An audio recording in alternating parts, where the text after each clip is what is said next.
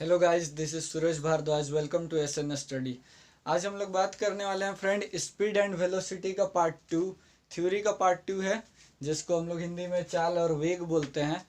हम लोग पिछले क्लास में डिस्कस किए थे फ्रेंड कि चाल और वेग क्या चीज़ है, और मेनली हम लोग डिस्कस किए थे कि दूरी और विस्थापन यानी कि डिस्टेंस और डिस्प्लेसमेंट में डिफरेंस क्या चीज़ है। आई होप आपको समझ में आया होगा अच्छा से। अब हम लोग बढ़ते हैं फ्रेंड इस चैप्टर में आगे की ओर। तो जो फर्स्ट जो आता है वो आता है फ्रेंड, अगर हम लोग इसमें आगे बढ़े तो फर्स्ट आज हम लोग डिस्कस करने वाले हैं फ्रेंड वो है त्वरण, जिसको हम लोग इंग्लिश में बोलते हैं फ्रेंड एक्सेलरेशन। तो फ्रेंड एक्सेलरेशन क्या है, आप लोग बचपन से पढ़ते आ रहे होंगे और बचपन से एक चीज याद करते आ रहे होंगे कि वेग में परिवर्तन की दर को त्वरण कहते हैं। Rate in change in velocity is called acceleration. तो फ्रेंड फॉर्मूला से परिभाषा से निकल के आता है कि वेग में परिवर्तन की दर को त्वरण कहते हैं। इसको हम लोग स्मॉल ए से डिनोट करते हैं फ्रेंड, किससे? स्मॉल ए से। तो परिभाषा से डेफिनेशन से निकल के आया, डेफिनेशन है वेग में परिवर्तन की दर को त्वरण कहते हैं। वेग में परिवर्तन फ्रेंड यानी v minus u by T. अब यहाँ पे v क्या है फ्रेंड? तो v आप बोल सकते हैं इसको अंतिम वेग समझिए,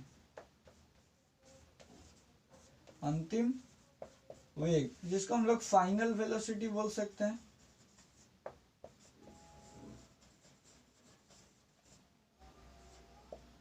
फाइनल वेलोसिटी। एंड u क्या है फ्रेंड? u है प्रारंभिक वेग। प्रारंभिक वेग यानी कि इनिशियल वेलोसिटी।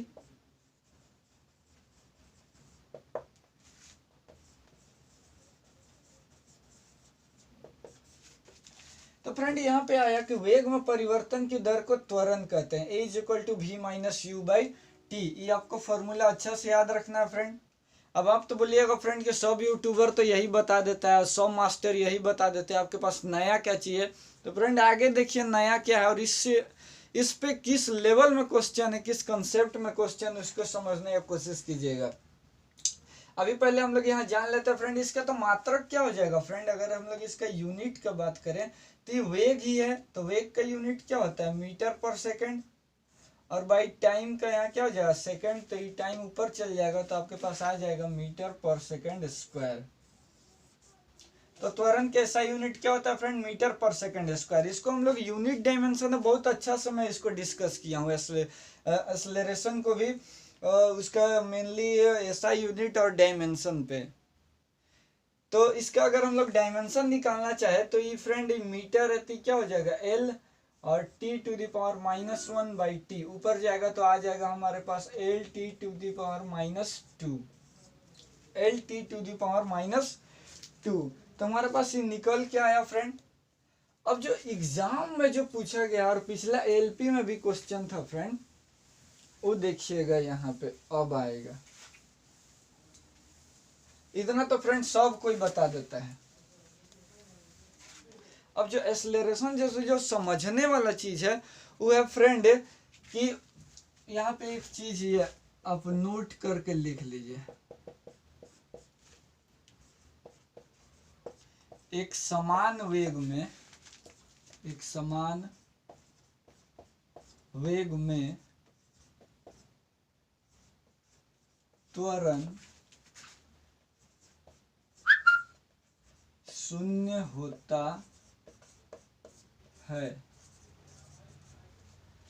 अगर एक समान वेग रहेगा, जस्ट एग्जांपल के लिए फ्रेंड,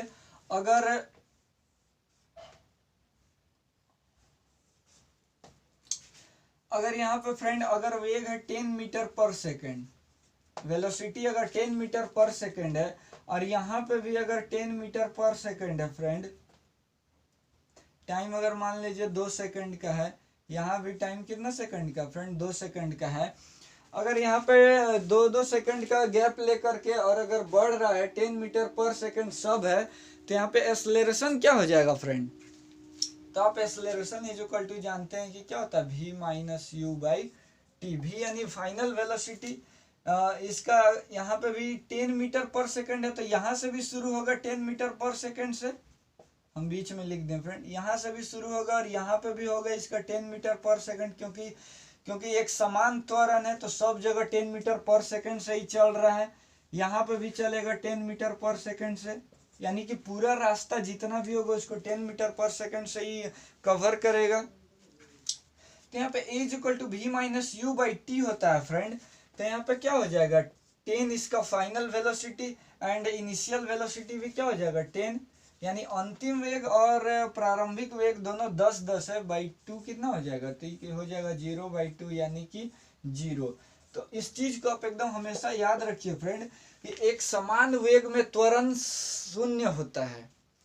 अगर एक समान वेग होगा, यानी कि अगर एक समान वेग से बढ़ रहा है, अगर 10 मीटर पर सेकंड से ही गाड़ी अगर चल रहा है, अच्छा त्वरण है क्या चीज फ्रेंड, कभी गाड़ी तो आप चलाए होंगे, तो गाड़ी चलाए होंगे फ्रेंड, तो आप क्या करते हैं, फर्स्ट स्टार्ट करते हैं तो 1 गियर पे धीरे धीरे चलाते हैं, फिर जब आप गियर चेंज करते हैं, आपको खाली रास्ता मिलता है तो आप अपना एक्सीलरेटर को बढ़ा देते हैं, यानी कि वहां पे क्या होता है वेग को यानी वेलोसिटी को आप चेंज कर रहे हैं।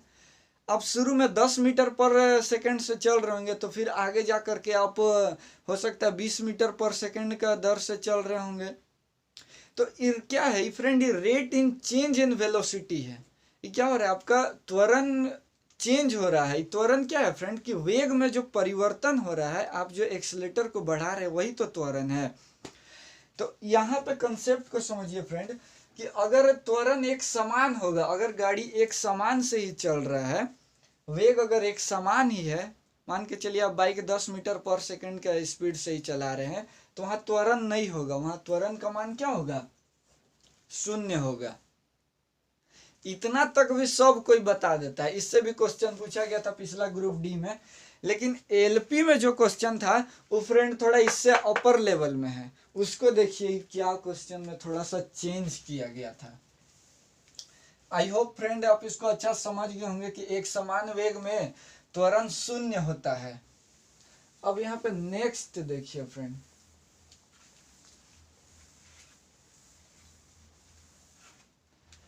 अब यहाँ पे नेक्स्ट है फ्रेंड कि एक समान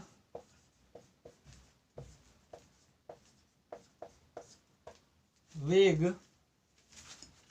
यहाँ पे लिख लीजिए यदि वस्तु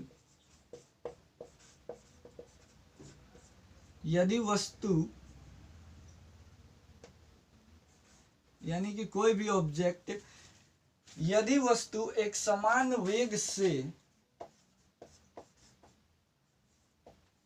बढ़ता है तो त्वरण का मान समान होता है। ध्यान से फ्रेंड, यहाँ दो कंसेप्ट है। फर्स्ट कंसेप्ट में हम बोले कि यदि वस्तु एक समान रूप से बढ़ेगा, यहाँ पे बोल रहे हैं कि यदि वस्तु एक समान रूप से बढ़ता है तो त्वरण का मान समान होता है। और वहां पे हम बोले पीछे कि यदि वेग एक समान होगा तो त्वरण का मान शून्य होगा। दोनों में डिफरेंस है फ्रेंड, अब इसको समझिए। उसमें हम बोले कि एक समान रूप से बढ़ता नहीं है, वेग का मान हमेशा एक समान ही रहेगा, उसमें बढ़ना घटना हम बात नहीं किए थे। तो उसमें त्वरण का मान एक्सेलरेशन इज इक्वल टू 0 होगा।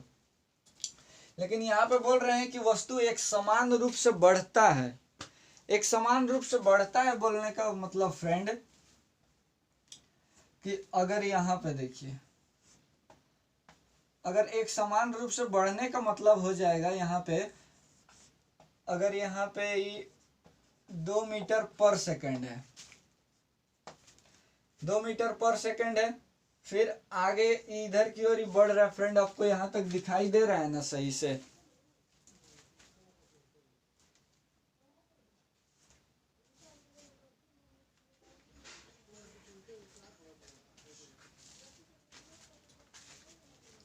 हाँ फ्रेंड, यहाँ तक आपको क्लियर आ रहा है।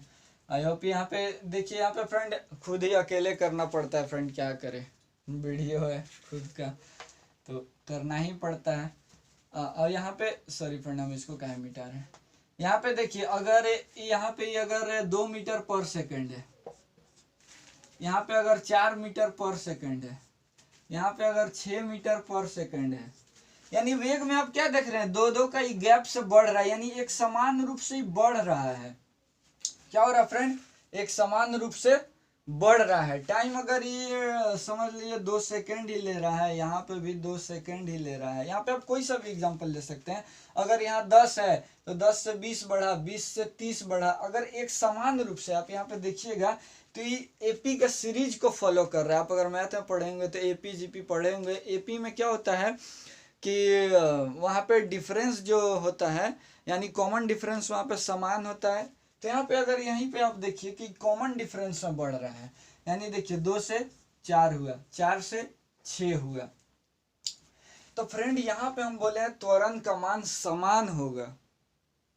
अगर हम इस दोनों का ही बात करें, इस दोनों त्वरण का ही बात करें, तो यहाँ पे फॉर्मूला से आपके पास क्या निकल के आएगा फ्रेंड, फॉर्मूला क्या है, a is equal to v minus u by t. Formula क्या है friend, a is equal to v minus u by t. तो यहाँ पे v, अगर इस दोनों में अगर हमसे बात कर रहे हैं तो यहाँ पे क्या हो जाएगा, 4 माइनस 2 बाई टी का वैल्यू 2, यानी कितना हो जाएगा 2 बाई 2, कितना आ जाएगा 1 मीटर पर सेकेंड स्क्वायर। क्या आ जाएगा फ्रेंड, 1 मीटर पर सेकेंड स्क्वायर। और अगर इसी चीज को फ्रेंड हम लोग इस दोनों में अगर बात करने लगे, अगर 6 और 4 में अगर अब यहाँ पे अगर बात करने लगे तो क्या हो जाएगा फ्रेंड, तो अगर ये 6 और 4 में अगर हम लोग बात करें तो ये हो जाएगा फ्रेंड आपका 6 माइनस 4, और बाई में यहाँ 2 ही सेकंड ले रहा है, 2 सेकंड में फिर से कवर किया तो क्या हो जाएगा, तो यहाँ पे आ जाएगा फ्रेंड 2 बाई, यहाँ पे भी 2 आ जाए तो कितना हो जाएगा 1 मीटर पर सेकेंड स्क्वायर। तो आप यहाँ देखिए फ्रेंड, आप यहाँ पे देखिए फ्रेंड कि त्वरण एक समान रूप से अगर बढ़ रहा है तो सॉरी, वेग अगर एक समान रूप से बढ़ रहा है तो त्वरण का मान क्या होगा, समान होता है। फ्रेंड ये ग्रुप डी का ही क्वेश्चन था, इसमें पूछ दिया था क्वेश्चन कि यदि वस्तु समान वेग से बढ़ता है तो त्वरण का मान, तो त्वरण का मान अब ऑप्शन में था बढ़ता है, घटता है, एक समान रूप से बढ़ता है, शून्य होता है। तो अधिकतर बच्चा का जो आंसर था ना, वो पढ़ के गया था, सब यूट्यूबर यही पढ़ाता है कि शून्य होता है।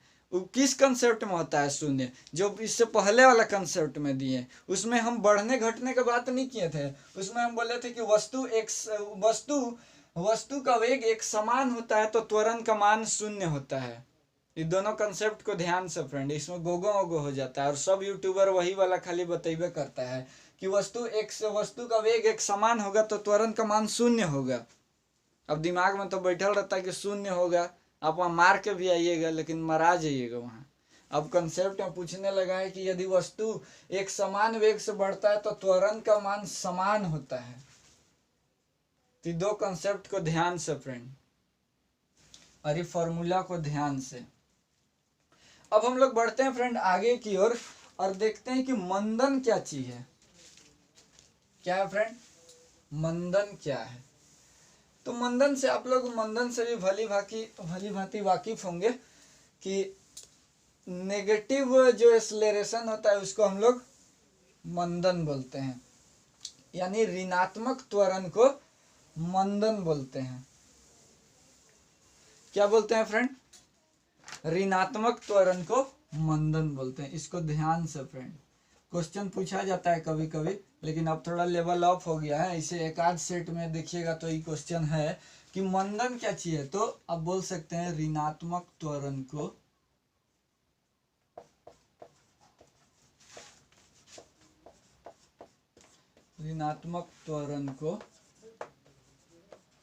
मंदन कहते हैं। क्या बोलते हैं फ्रेंड, ऋणात्मक त्वरण को मंदन कहते हैं। ये बस आपको स्टेटमेंट के तौर पे याद रखना, और एगो इसमें नोट बना के लिख लीजिए कि मंदन का साइन जब भी हम लोग देते हैं, मंदन का साइन हमेशा माइनस में आएगा फ्रेंड। त्वरण निकालेंगे तो ऋणात्मक के त्वरण को हम लोग मंदन बोलते हैं, तो मंदन का साइन हमेशा किस में आएगा फ्रेंड, नेगेटिव में। लेकिन ऑप्शन में जो आएगा ना उसमें हम लोग नेगेटिव वाला टिक नहीं करेंगे।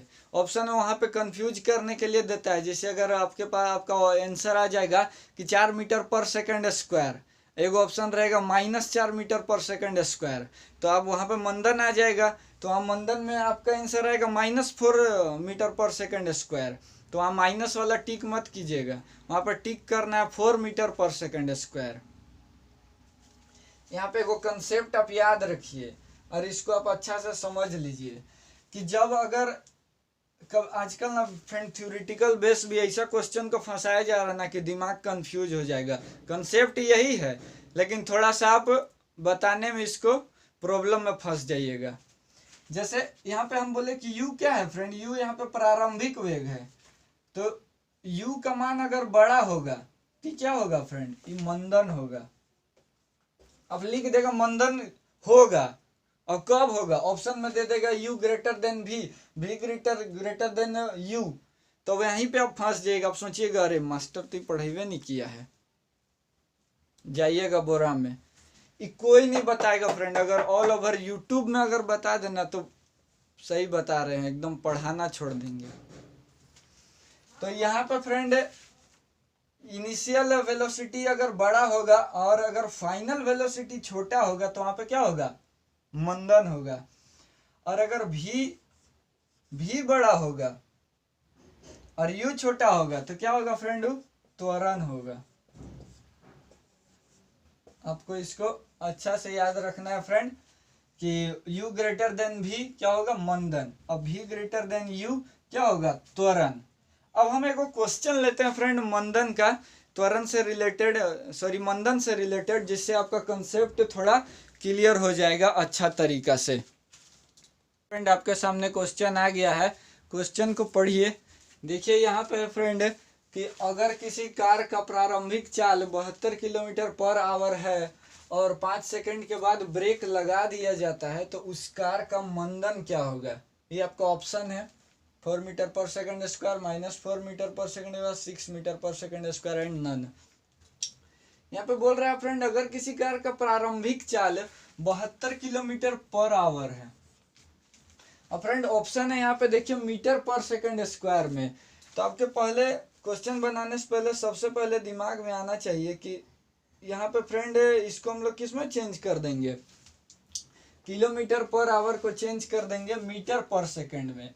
और ये प्रारंभिक चाल है फ्रेंड, तो u का वैल्यू है, हम पहले ही बोले हैं कि u का वैल्यू क्या होगा, u क्या होता है फ्रेंड, इनिशियल वेलोसिटी यानी प्रारंभिक चाल। तब यहाँ पे u का वैल्यू क्या आ जाएगा फ्रेंड, यहाँ पे है 72 किलोमीटर पर आवर है, 72 किलोमीटर पर आवर। और इसको हम लोग को चेंज करना मीटर पर सेकंड में। तो आप लोग मैथ पढ़ रहे होंगे फ्रेंड, तो इसमें जानते होंगे कि इसको मीटर पर सेकंड में चेंज करने के लिए हम लोग किससे करते हैं मल्टीप्लाई, 5/18 से। 18/5 5/18 इसका कंसेप्ट आप मैथ में सीख लीजिएगा।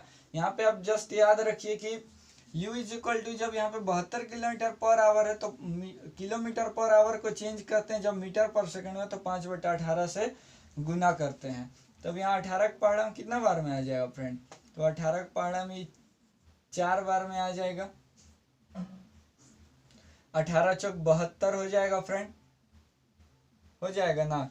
और तो यहाँ पे कितना आ जाएगा फ्रेंड, ये आपके पास आ जाएगा 20, कितना आ जाएगा फ्रेंड, 20 मीटर पर सेकंड, 20 मीटर पर सेकंड आ गया फ्रेंड। अच्छा अब यहाँ पे v का वैल्यू क्या होगा फ्रेंड, यहाँ पे v का वैल्यू यहाँ पे बोल रहा है कि 5 सेकंड के बाद ब्रेक लगा दिया जाता है। तो ब्रेक कब लगाया जाएगा फ्रेंड, जब अंतिम वेग यहाँ पे 0 हो जाएगा, यानी यहाँ पे अंतिम वेग को हम लोग जब 0 कर देंगे तब ब्रेक लगाया जाएगा। तो यहाँ पे v का वैल्यू क्या आ जाएगा फ्रेंड, 0। इसको याद रखिएगा फ्रेंड थोड़ा आप अच्छा से इस कंसेप्ट को। और यहाँ पे टाइम इज इक्वल टू क्या दिया हुआ है, यहाँ पे 5 सेकंड है, तो a इज इक्वल टू क्या हो जाएगा फ्रेंड, v - u/t, फॉर्मूला ही है। तो v कितना दिया हुआ है, v आप बोलिएगा कि फाइनल वेलोसिटी है तो 0 - 20 और बाई यहाँ पे क्या हो जाएगा फ्रेंड 5 t के जगह पे, तो आपके पास निकल के आएगा 20/5, यानी कितने बार में कट जाएगा 4। यहाँ पे मंदन बोला है फ्रेंड, हम उसी टाइम आपको बोले हैं, ये तो यहाँ पे लिख दिया क्वेश्चन में कि मंदन है, हो सकता है यहाँ पे कुछ भी नहीं लिखता, यहाँ पे त्वरण ही अगर लिख देता आपका आंसर किस में आना चाहिए, माइनस में आएगा, क्योंकि यहाँ पे माइनस है। तो कितना आ जाएगा माइनस, आपका आंसर आ जाएगा माइनस, यहाँ पे हम देखिए कर दे रहे हैं फ्रेंड, आपका आंसर आ जाएगा -4 मीटर पर सेकेंड स्क्वायर। अब आप यहाँ पे देखिए कि ऑप्शन नंबर 2 भी है -4 मीटर पर सेकेंड स्क्वायर, लेकिन आपको इसको टिक नहीं करना है, यहीं पे गलती हो जाएगा फ्रेंड। आपको हम एक नोट बना के आप लिख लीजिए कि मंदन को, ऋणात्मक त्वरण को मंदन बोलते हैं, लेकिन जब उसका आंसर आ जाता है तो हम लोग माइनस वाला ऑप्शन को टिक नहीं करते हैं, तो यानी आपको जो टिक करना है वो करेक्ट ऑप्शन है 1 को टिक करना है, यानी कि आंसर इसका क्या हो जाएगा 4 मीटर पर सेकेंड स्क्वायर। इसको कहीं भी भूल के टिक नहीं करना है, बस कंफ्यूज के लिए आपको यहाँ पे दिया हुआ है -4 मीटर पर सेकेंड स्क्वायर, और आपका आंसर भी वही आया है। लेकिन ध्यान से फ्रेंड, माइनस वाला हम लोग टिक कभी भी नहीं करेंगे, जब भी करेंगे तो पॉजिटिव टिक करेंगे। तो फ्रेंड आई होप आपको आज का क्लास समझ में आया होगा, हम लोग यहीं पे आज रहने देते हैं, नेक्स्ट डे हम लोग इस थ्योरी पार्ट को आगे बढ़ाएंगे और देखेंगे कि इस गति का समीकरण को, उसमें हम लोग देखेंगे मेनली 3 फार्मूला, जो गति का 3 समीकरण है, v = u + at, s = ut + ½ at² and v² = u² + 2s। इस 3 फार्मूला को देखेंगे और इसमें जो क्वेश्चन पूछता है वो तो हम लोग जब न्यूमेरिकल करेंगे तब देखेंगे, लेकिन कल हम लोग और देखेंगे कि उसमें पूछता है कि गति का प्रथम समीकरण किस दो के बीच संबंध दर्शाता है। अब इसमें पता ही नहीं चलता है कि वो किसके बीच संबंध दर्शाता है, तो हम लोग उसको समझने की कोशिश करेंगे फ्रेंड। ठीक है, आई होप आपको सेशन अच्छा लग रहा होगा। जुड़ने के लिए धन्यवाद।